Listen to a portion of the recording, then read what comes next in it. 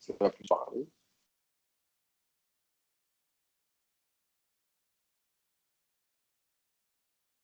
Bonjour tout le monde. Ah, voilà Christophe. Bonsoir. Bonjour la compagnie. À ceux qui n'étaient pas là, les dernières vidéos, bonne année, meilleurs vœux pour 2021. On peut Encore que c'est... y aller. Ouais, bah, on peut le faire jusqu'à février, pareil. Mais bon, cette année, je me disais peut-être qu'il ne faut pas dire bonne année, il faut dire bonne chance. Mais bon, après, on ne sait pas trop. Moi, je vous souhaite bonne chance pour 2021, quoi, en tout cas. Bon, Christophe, on va revenir sur le Trophée des Champions 2021, donc, qui s'est joué hier. Ouais. Je vous avoue qu'hier, on n'a pas fait de vidéo juste après le match parce qu'on était un peu colère. Donc voilà, maintenant, à froid, ça va être un peu plus, je pense, plus constructif. Objectif. Voilà, on va essayer d'être plus objectif, bien que ce soit difficile. Alors, Christophe, déjà, globalement, comment tu as trouvé le match indépendamment de tes penchants marseillais? Moi, je trouvais que c'était un match correct. Vraiment, de la part des deux équipes, on a vu un match. On n'a pas vu un match déséquilibré comme on avait l'habitude de voir. On n'a pas vu un match haché comme on avait vu au Parc des Princes. Bon, qui nous avait ramené les 3 points, mais voilà, c'était un bon échange. J'ai trouvé ça pas mal. Agréable à Moi, regarder. j'ai bien aimé aussi. Je trouve que Marseille était plutôt bien en place tactiquement. Bien en place tactiquement. Et donc, on va forcément revenir sur la défaillance marseillaise en attaque. Donc, Ouais. hier, en attaque, si je résume bien, on avait Payet en pointe. Payet en pointe, mais enfin, en faux numéro Oui. 9, mais ça n'a pas bien On n'avait marché. pas, en fait, il n'y avait pas de numéro 9. Il n'y avait pas de neuf. Il n'y avait pas de Voilà. neuf. Donc, c'était un peu déjà qu'avec un numéro 9, c'est compliqué. Enfin, ceci dit, avec Benedetto Germain, est-ce que c'était pire? Non, c'était pas pire, hein, franchement. Ouais, effectivement, c'était une possibilité. Donc, toujours ce problème de numéro 9 récurrent sur lequel on va pas revenir sans bilan. On va surtout se focaliser sur. Pardon, parce que je ne t'entends pas. On va y revenir de manière détournée. Oui. Moi, je voulais juste, avant de te laisser la parole, dire que franchement, Paris était Ouais. largement prenable parce qu'il n'avait pas une domination excessive. Euh, et après, il y a un truc aussi dont je voulais te parler, et je vais faire une dédicace à mon collègue Sacha qui parlant de ce match, m'a donné une idée. Elle vaut ce qu'elle vaut.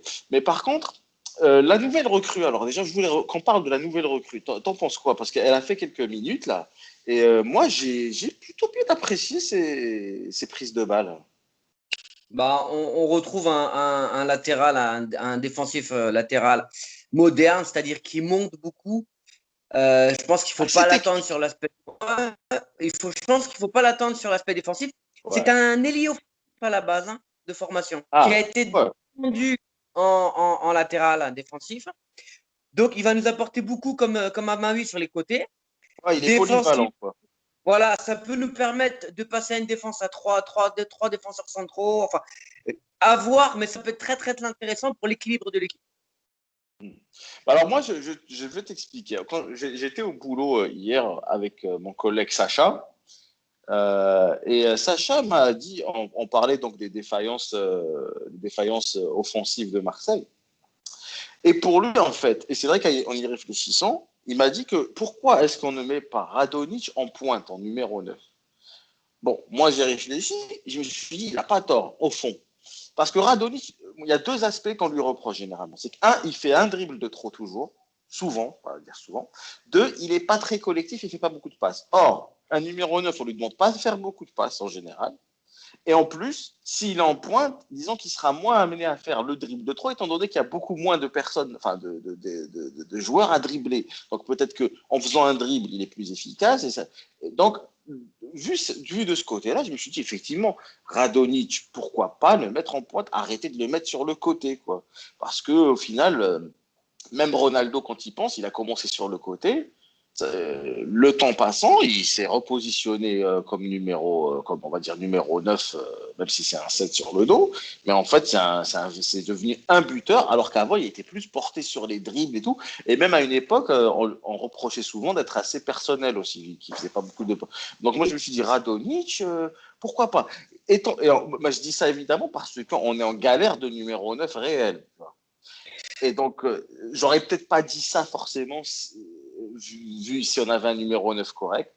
Et donc, je voulais aussi, par là même, et tu vas sûrement me soutenir, passer un gros, gros coup de gueule pour l'administration de Marseille. Comment Islam Slimani se retrouve à l'Olympique lyonnais? Comment c'est possible? Je vais peut-être t'apporter une petite réponse. Vas-y. Bon, pour Radonjic, moi, ce qu'il en est, moi, je l'ai trouvé intéressant sur le côté hier. J'ai trouvé qu'il percutait, il allait très très vite, on pouvait balancer. Vu qu'on joue en contre hier, on pouvait lui mettre des ballons en profondeur, il a une vitesse incroyable. Il lui manque, et on l'a déjà dit, l'intelligence de jeu, et ça, en numéro 9, ça pourrait être limite si tu ne l'as pas. Regarde bien les 3 idiots qu'on a devant, il n'y en a pas un qui est capable d'être une vraie numéro 9. Vrai numéro 9, il n'a pas besoin, il a juste besoin du sens du but. Hier, seul face au but, au lieu de mettre la tête vers le but, il nous fait encore une tête en retrait pour Payet, je crois. Non, Benedetto, je n'en peux plus. Ça y est, il est au même niveau que Thauvin pour moi. Celui qui m'énerve le moins, c'est Germain. Je voulais dire Germain, même niveau que Germain. Même niveau que Germain. Ah. Pour Slimani, effectivement, on avait une possibilité, Slimani ou Diego Costa, deux attaquants confirmés, sans réel c'est-à-dire que tu investis de l'argent quand même en salaire ou quoi que ce soit, sans réel potentiel de revente. C'est-à-dire tu n'augmentes pas ton patrimoine de joueur. L'OM cherche un attaquant pour augmenter son patrimoine de joueur. Sur ce, ils ont des pistes, dont une qui est bien avancée, en négociation toujours, mais bien avancée. Je pense qu'on aura des nouvelles d'ici 2-3 jours. Et je vais te surprendre, mais ça avance pas mal pour Milic. Ah, bon, c'est bien. Un joueur de 26 ans qui veut se relancer à tout prix pendant 6 mois, qui n'a pas l'ambition de faire plusieurs saisons à l'OM, mais veut se relancer, donc il va être à fond pendant 6 mois, qui va sûrement être revendu cet été ou l'année prochaine, avec une plus-value. Et là, au niveau, en fait, tu as augmenté ton capital joueur. Donc, c'est-à-dire que potentiellement, en fait, on va avoir Milic 6 mois, on peut le revendre et on va se retrouver encore avec 5 ans à chercher un autre numéro 9, quoi. À un moment donné, ce genre de joueur, avec l'équipe que tu as actuellement, qui risque de ne pas se qualifier pour la Ligue des Champions, il va y avoir des courtisans, tu le sais aussi bien que moi. Et face à des courtisans tels que, je ne sais pas, moi, la Juve, l'Inter ou l'Atlético, c'est dur de lutter. Ouais. Après, si tu arrives à te qualifier pour la Ligue des Champions, j'ai plus le même discours. Oui, évidemment. Tout va dépendre de la. Pour toi, Milic, c'est en bonne voie. Il y a de très très bonnes des négociations bien avancées. En tout cas, ce qu'on peut dire, moi, ce que je voulais dire, c'est que Slimani, il était destiné à être à l'OM. Le mec, il arrive libre, donc ils l'ont pas acheté l'Olympique Lyonnais, donc je veux dire, à un moment donné, c'est tout bénef. Le mec, il a revu son salaire à la baisse parce qu'il a tellement envie de jouer, t'imagines? Et le mec, ils lui ont fait un contrat de 18 mois, donc renouvelable bien sûr, mais 18 mois, tu vois, franchement, c'est le genre de coup. On est incapable de faire ce genre de coup sans qu'on soit obligé de sortir des millions et des millions à chaque fois. C'est dingue parce que. Ilmaz qui fait le job. Donc, voilà. C'est dommage, tu avais, je pense, la possibilité, avec un peu de jugeote, un peu d'anticipation, de faire Slimani et un attaquant prometteur. Oui, mais oui. Mais on tourne autour du pot. Depuis le départ de Gomis, ça n'arrête pas les choix bidons là.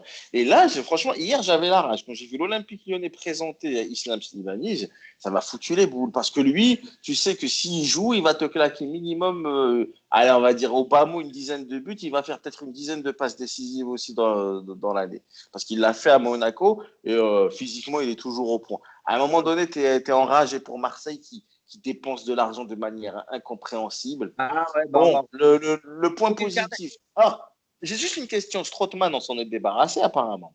C'est officiel. Donc 50% de prise en charge du salaire par le Génois. C'est un prêt sans option d'achat et pas payant. Bon. Ça te libère de la masse salariale pour pouvoir faire un coup comme Milic. Donc c'est ça la question que j'avais. La question, c'était bien 50% de salaire de prise en charge par le Genoa. Bon, bah écoute, donc déception pour hier. déception pour hier parce que c'est un trophée, on va dire. Même si c'est pas un trophée officiel, je crois. Mais c'était un trophée à prendre. Mais bon, bon, pas trop de regrets, même si c'était Paris. Ceci dit, je suis persuadé qu'il y avait de la place pour battre Paris hier. Il n'y avait aucune possibilité que ça se passe. Enfin, il y avait de la possibilité que ça se passe bien. Je voudrais revenir sur un petit truc. Alors, outre le niveau de l'OM qui a réussi à faire un match égal sur ce match-là et sur celui de septembre, où vraiment on a fait match égal. Jeu égal. Match égal, non, jeu égal. Je recommence à retrouver quelque chose de sympa dans ces matchs-là. C'est-à-dire, on retrouve cette animosité. Bon, merci à Neymar et Alvaro, où j'ai vu quelque chose d'intéressant. J'ai vu un match. Chose que j'ai moins bien aimé, Thauvin, Mbappé, ils ont beau être potes, se faire des trucs, des câlins, des gâtés, les voir s'échanger un maillot à la mi-temps, un gâté avant le match. Moi, je trouve que ça, c'est anti-classico. Je ne dis pas qu'ils doivent se mettre des coups de boule, mais tu restes focus sur ton match. Tu joues pour ton T'attends club. la fin de match, ouais, t'attends au moins la fin de match. Voilà, tu fais un truc ce machin, même si maintenant il n'y a plus rien de discret. Hein, mais ouais, je suis d'accord. Alvaro, le fight, Alvaro et Neymar, les deux, ils ont tout à fait la bonne mentalité. Hein. Alvaro, Neymar, le fight après Twitter, parce qu'on a une génération Twitter, bah, tant mieux qu'ils utilisent Twitter. Le fight, le truc, l'arbitre qui sort pas des cartons à tout va, qui laisse un peu, voilà, cette ambiance, cette odeur de soufre. Tu l'as senti hier un petit peu? Ouais, bah oui. Je dis pas qu'il faut qu'ils se cassent des jambes. Encore que c'était moins tendu que le premier classico de l'année. Hein, de la saison. Voilà, t'avais du jeu et t'avais l'enjeu. Tu sentais l'enjeu. Tu vois le truc. En tout cas, on n'est pas au bout de nos peines vu que le prochain classico est pour très bientôt. C'est dans un mois, je crois. Donc, bon, on en reparlera. On espère que cette fois-ci, ça soit. Parce que le premier classico, on a dit, on a gagné sans la méthode. Là, le deuxième, on perd, mais avec la manière, quand même. Donc, peut-être que le troisième, on va gagner avec la manière. C'est ce qu'on peut, c'est tout le mal qu'on souhaite à l'Olympique de Marseille. Bon, on va pas trop tarder parce que là, je vois qu'on a dépassé les 12 minutes. Donc, à tous nos abonnés, merci de partager cette vidéo. Abonnez le maximum de gens. Commentez. Surtout, donnez-nous votre avis sur les quelques idées qui ont été lancées dans à propos du match, à propos de l'Ascension, de Radonjic en pointe, pourquoi pas ou pas.